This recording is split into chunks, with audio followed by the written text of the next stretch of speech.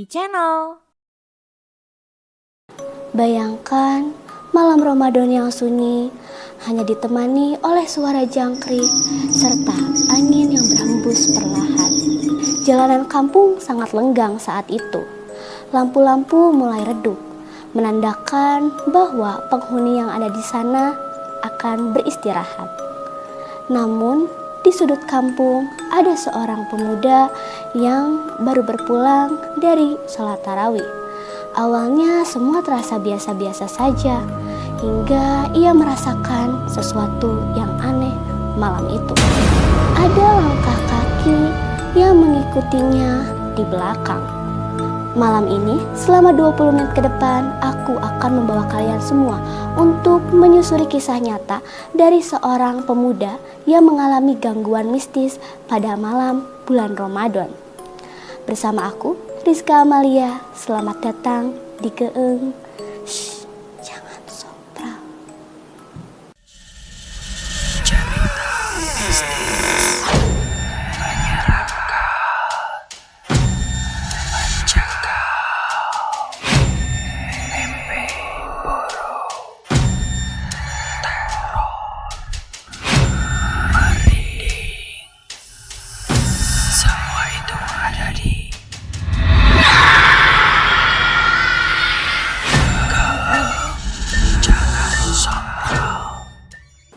Halo pemirsa, gimana nih kabar kalian semua? Semoga masih pada hidup ya dan juga sehat walafiat agar kita semua bisa terus menyaksikan cerita-cerita seram dari program Geeng. Nah, buat teman-teman semua yang nonton di televisi, jangan lupa ajak teman-temannya atau kerabat kalian semua untuk menonton acara ini. Dan buat teman-teman yang nonton di YouTube, jangan lupa untuk share sebanyak-banyaknya ke teman-teman kalian semua agar kita semua bisa merasakan ketakutan yang akan datang sebentar lagi. Karena malam ini kita akan masuk ke sebuah kisah nyata. Kisah yang terjadi di sebuah kampung kecil dan sampai sekarang masih jadi misteri yang belum terpecahkan. Di kampung tempat aku tinggal, tepatnya ada di Jawa Barat, ada sebuah cerita yang selalu diceritakan turun-temurun. Sebuah kisah menyeramkan yang terjadi pada saat malam di bulan Ramadan. Kampung ini memang terletak di daerah yang terpencil, dikelilingi oleh kebun kosong dan hutan kecil. Sejak dulu ada banyak cerita seram yang beredar, tetapi ada satu kisah nyata yang masih membuat aku merinding ketika aku mendengarnya. Cerita ini adalah cerita dari seorang pemuda yang kita sebut saja namanya Budi. Dia baru saja berusia 18 tahun. Tahun itu adalah Ramadan pertamanya yang ia lakukan sebagai orang dewasa, di mana ia ikut menjalani ibadah dengan khusyuk, apalagi menjalankan tarawih setiap hari. Tapi dia juga memiliki salah satu sifat yang buruk, yaitu terlalu penasaran. Kampung tempat Budi tinggal emang berada di daerah yang terpencil, dengan rumah-rumah panggung khas Sunda, serta dikelilingi oleh kebun-kebun yang kosong.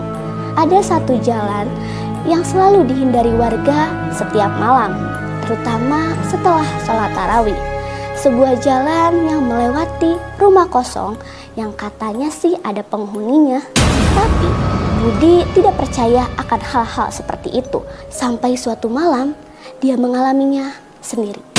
Malam itu setelah ia melaksanakan sholat tarawih, Budi berjalan pulang bersama teman-temannya. Kampung di sana sudah mulai sunyi, hanya ada suara jangkrik dan gemersik angin yang menggerakkan dedaunan. Lampu-lampu rumah juga terlihat sudah redup, pertanda penghuninya akan bergegas untuk beristirahat. Mereka bercanda sepanjang jalan, tertawa dan sekali-kali berbicara tentang rencana sahur nanti. Namun, ketika mereka sampai di persimpangan, satu persatu temannya berpisah menuju rumahnya masing-masing, hingga Budi tersisa sendiri. Jalan menuju rumahnya harus melewati rumah tua yang sudah lama kosong. Rumah itu terkenal angker, tetapi sekali lagi Budi tidak terlalu memikirkan hal-hal yang seperti itu. Ia terus berjalan dengan langkah yang santai. Namun, suatu terasa aneh. Angin tiba-tiba berhenti bertiup. Malam terasa lebih sunyi dari biasanya.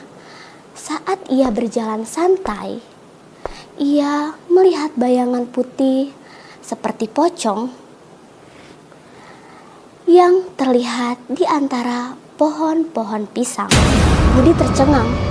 Kini dia sendirian. Saat itu kakinya terasa kaku. Namun Budi positive thinking. Mungkin yang ia lihat hanyalah bayangan dari lampu remang-remang yang ada di jalan. Namun pocong itu terlihat bergerak ke sana kemari dan terdengar suara tawa di balik pohon pisang itu. Saat itu Budi merasa ketakutan dan ia mempercepat jalannya. Setelah dirasa jauh dari pohon pisang itu, ia melihat ke belakang. Dan alhamdulillah tidak ada apa-apa di sana. Budi berjalan santai lagi setelah ia merasa aman. Namun saat itu terdengar suara langkah kaki. Tap, tap, tap. Budi menghentikan langkahnya. Apakah ia merasa salah dengar? Lalu ia menoleh ke belakang. Dan kosong, tidak ada apa-apa di belakangnya. Ia menghela nafas, berpikir bahwa mungkin itu hanya imajinasinya saja. Ia pun melanjutkan langkahnya. Tetapi belum lama ia berjalan, suara itu terdengar lagi. Tap, tap, tap, tap. Namun kali ini lebih jelas, lebih dekat, dan lebih cepat. Tap, tap, tap, tap, tap, tap. Saat itu keringat mulai mengalir di sekujur tubuh Budi. Ia pun mempercepat langkahnya. Saat itu rasa takut mulai menguasai dirinya. Ia menelan ludah, lalu memberanikan diri untuk berlari. Tap, tap, tap, tap, tap, tap. Ia mendengar suara itu lagi. Saat itu juga Budi langsung berlari sekuat tenaga. Jantungnya berdegup dengan kencang. Rumahnya sudah terlihat di depan. Lalu ia pun masuk ke dalam gerbang yang langsung menampilkan halaman rumahnya. Ia bergegas menarik pintu dan menutupnya dengan keras. Suasana saat itu sangat hening. Hanya terdengar suara hembusan nafasnya yang terdengar kasar. Suara langkah itu menghilang. Ia mencoba untuk menenangkan diri. Tetapi perasaan aneh masih menyelimutinya saat itu. Lalu malam itu ia tidak bisa tidur nyenyak. Merasa seperti ada sesuatu yang terus mengawasinya. Budi tidak ingin mengakui bahwa dirinya ketakutan. Jadi keesokan harinya ia tetap pergi ke masjid untuk melaksanakan tarawih. Tetapi kali ini ia memutuskan untuk pulang lebih awal. Saat melewati jalan yang sama, yakni rumah kosong itu, ia mendengar sesuatu. Budi, suara itu pelan, seperti bisikan. Ia menghentikan langkahnya. Saat itu jantungnya berdegup dengan kencang. Namun, saat ia hendak melanjutkan langkahnya, suara itu terdengar lagi. Kali ini terdengar lebih jelas, dibarengi dengan rintihan tawa di ujungnya. Budi. Saat itu Budi kaget dan ia menelan ludahnya. Jantungnya berdegup lebih kencang. Suara itu seperti berasal dari balik semak-semak. Perlahan dengan rasa takut yang semakin menggebu-gebu, ia menoleh ke arah semak-semak itu. Namun kosong. Tiba-tiba dari baliknya pepohonan terdengar lagi suara langkah kaki. Saat itu Budi tidak ingin mengambil resiko. Ia langsung berlari untuk pulang. Bahkan lebih cepat dari malam yang kemarin. Begitu sampai rumah, ia langsung masuk ke kamarnya dan menutup jendelanya rapat-rapat. Namun sebelum ia menarik tirai, ia melihat sesuatu di luar. Sebuah bayangan hitam besar berdiri di depan rumahnya. Ia tidak bisa melihat dengan jelas sosok itu, tetapi satu hal yang membuat bulu kuduk dia merinding. mata sosok itu merah menyala. Malam itu Budi terasa sangat lelah. Setelah sahur, dia mencoba untuk tidur kembali. Tetapi saat ia hampir akan terlelap, ia merasakan ada sesuatu yang menyentuh kakinya.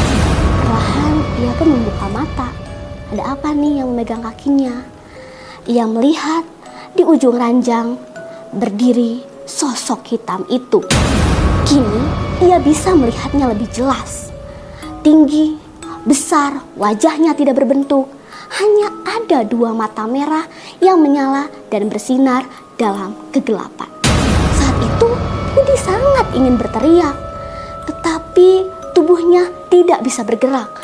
Sosok itu pun mendekat. Suara nafasnya berat dan kasar. Budi merasa seolah dadanya ditekan dengan sangat kencang.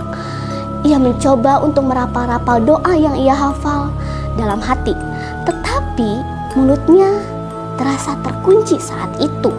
Namun sosok itu semakin dekat. Lalu tiba-tiba Allahu Akbar, Allahu Akbar. Azan subuh berkumandang dengan keras. Seketika sosok itu hilang. Akhirnya Budi bisa kembali bergerak. Ia pun langsung bangun dengan napas yang tersengal-sengal saat itu. Lalu tubuhnya pun basah, diselimuti oleh keringat dingin.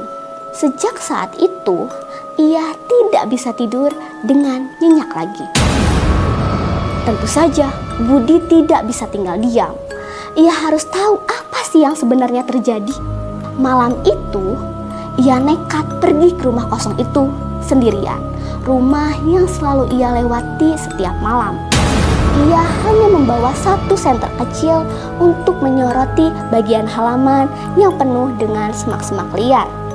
Tiba-tiba seseorang menyapanya. Seorang pria tua dengan wajah yang keriput duduk di depan rumah itu.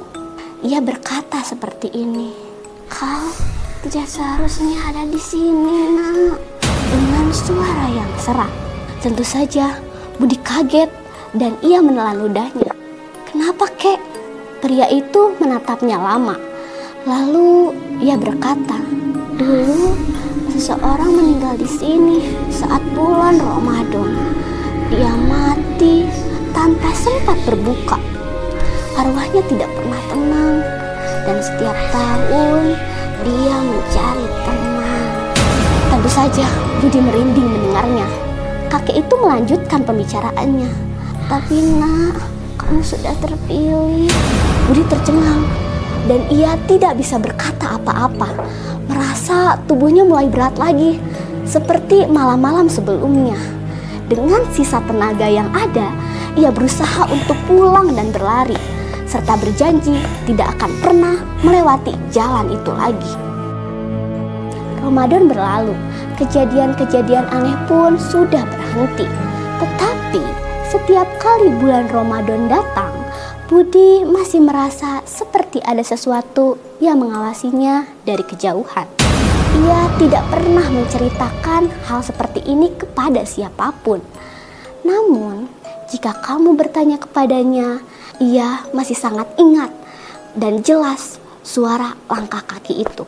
Dan jika kamu melewati jalan itu saat malam hari, mungkin kamu juga akan mendengarnya. Langkah misterius di bulan Ramadan. Nah, dari kisah ini kita bisa belajar satu hal, bahwa jangan pernah jalan sendirian di tempat yang terkenal angker, apalagi menentang hal-hal mistis seperti itu yang kadang kamu tak percayai. Jangan sampai karena kamu penasaran akan membawa kamu ke dalam penyesalan. Dan begitulah kisah ini berakhir. Tapi apakah semuanya benar-benar berakhir? Mungkin saat ini kau merasa aman, duduk di sana dan dikelilingi cahaya. Tapi siapa yang tahu, mungkin teman di sebelahmu adalah bukan manusia.